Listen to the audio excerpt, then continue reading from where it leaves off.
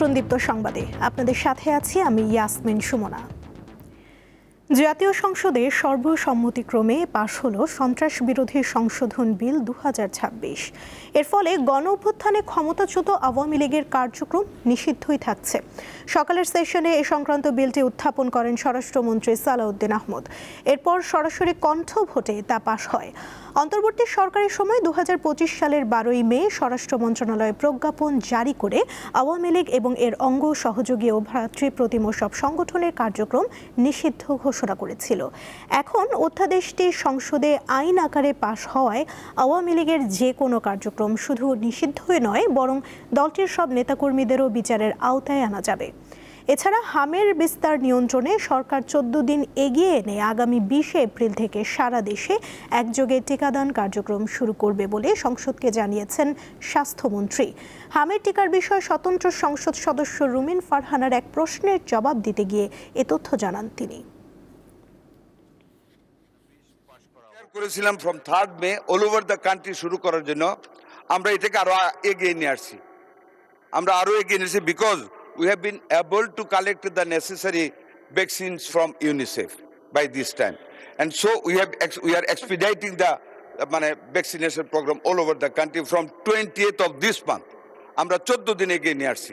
from 3rd মে থেকে আমরা এটা আগামী 20 তারিখ থেকে ইনশাআল্লাহ শুরু করব। এটা আপনাকে অবগত করলাম।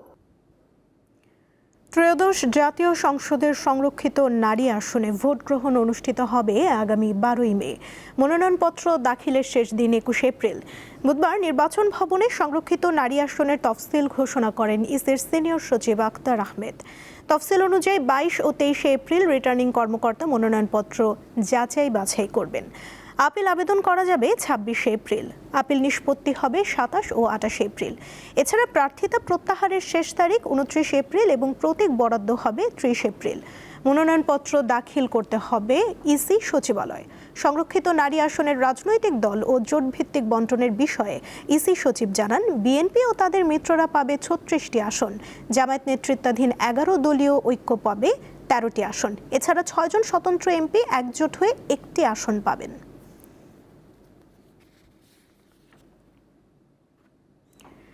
দেশে জ্বালানি তেল নিয়ে গ্রাহক ভোগান্তি এতটুকুও কমেনি। ঢাকাসহ সারা দেশের ফিলিং স্টেশনগুলো এখনও যানবাহনের দীর্ঘ সারি রয়েছে।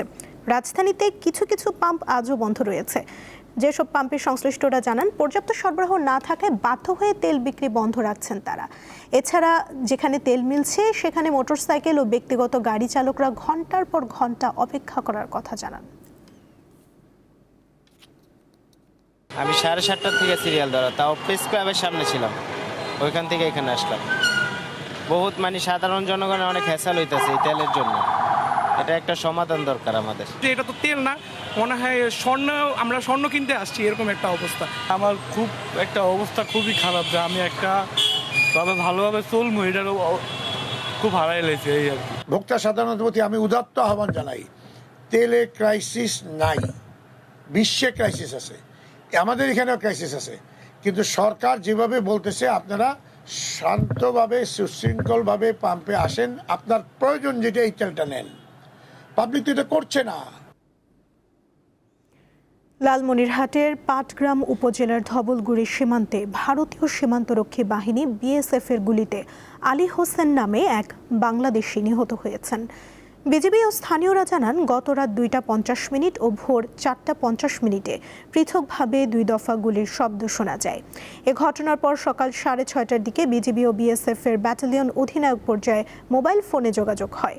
বিএসএফ এর ভাষ্য অনুযায়ী তাদের সদস্যরা প্রথমে সতর্কতামূলক গুলি ছোড়ে। এক পর্যায়ে আলী হোসেন নামে এক বাংলাদেশি গুলিবিদ্ধ হন।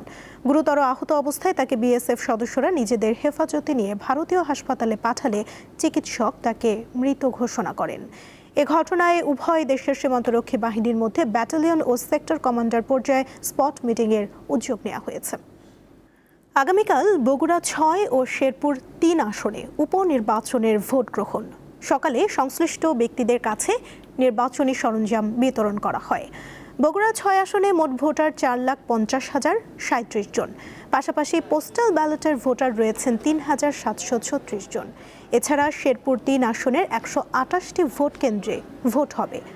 অবাধ, সুষ্ঠু ও শান্তিপূর্ণ পরিবেশে ভোট সম্পন্ন করতে পর্যাপ্ত নিরাপত্তা ব্যবস্থা নিয়েছে আইন শৃঙ্খলা বাহিনী।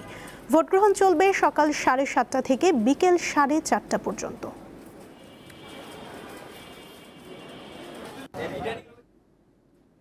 আন্তর্জাতিক প্রসঙ্গ।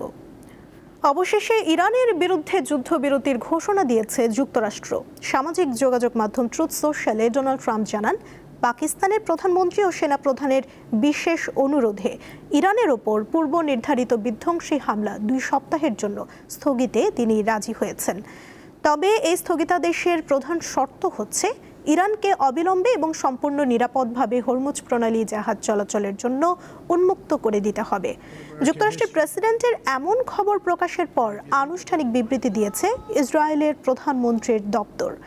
বিবৃতিতে বলা হয়েছে, ট্রাম্পের এমন সিদ্ধান্তে সায় রয়েছে ইসরায়েলের প্রধানমন্ত্রী বেনিয়ামিন নেতানিয়াহুর।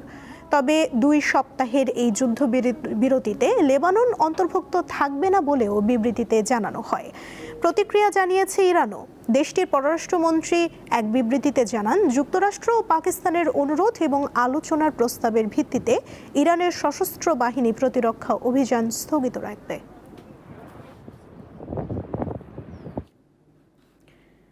যুক্তরাষ্ট্র ও ইরানের যুদ্ধবিরতি এবং শর্ত সাপেক্ষে হরমুজ প্রণালী খুলে দেওয়ার খবরে আন্তর্জাতিক বাজারে কমতে শুরু করেছে অপরিশোধিত জ্বালানি তেলের দাম।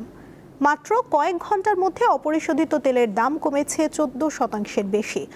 আন্তর্জাতিক বাজারে প্রতি ব্যারেল ব্রেন্ট ক্রুড বিক্রি হচ্ছে $94.66, যা আগের তুলনায় 14.61% কম। এছাড়া যুক্তরাষ্ট্রের অপরিশোধিত তেলের দাম 17% কমে ব্যারেল প্রতি $95.68 নেমে এসেছে। এশিয়ার শেয়ার বাজারেও বড় ধরনের উত্থান দেখা গেছে। জাপানের নিক্কেই প্রায় 5% বেড়েছে, আর সাউথ কোরিয়ার কোসপির সূচক 6% পর্যন্ত বাড়ায় লেনদেন সাময়িকভাবে স্থগিত করতে হয়। এ ছিল এখনকার মতো। পরবর্তী সংবাদ বিকেল 5টায় দেখার আমন্ত্রণ রইল। এছাড়া আরও তথ্য পেতে যুক্ত থাকুন দীপ্ত ডিজিটাল প্ল্যাটফর্মের সাথে। ধন্যবাদ সবাইকে।